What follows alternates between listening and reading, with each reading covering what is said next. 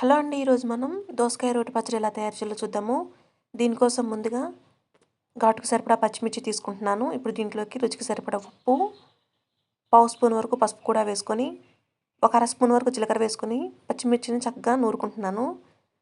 పచ్చిమిర్చి అంతా మెదిగిన తర్వాత దీంట్లోకి 6-7 వెల్లుల్లిపాయ రెబ్బలు కూడా వేసుకొని నూరుకుంటున్నాను. ఇప్పుడు దీంట్లోకి ముందుగానే కడిగి చెక్కు తీసుకొని ఒకసారి చేతి చూసుకొని దోసకాయని ముక్కలుగా కట్ చేసి వేసుకుంటున్నాను. నేను తీసుకుంది నాటు దోసకాయ అండి.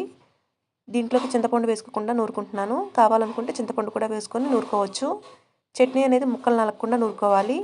చక్కగా ఈ చట్నీ నలిగిపోయిన తర్వాత దీనికి తాలింపు వేసుకుందాం. తాలింపు కోసం స్టవ్ మీద గిన్నె పెట్టుకొని ఆయిల్ వేసుకుంటున్నాను. కాగిన తర్వాత దీంట్లోకి తాలింపు గింజలు, ఎండుమిర్చి ముక్కలు, వెల్లుల్లిపాయ రెబ్బలు వేసుకొని అవి వేగిన తర్వాత దీంట్లో ఒక చిటికెడు ఇంగువ, ఒక రెబ్బ కరివేపాకు వేసుకొని తాలింపు దోరగా వేగిన తర్వాత ముందుగా నూరుకున్నటువంటి చట్నీని వేసి కలుపుకుంటే సరిపోతుంది.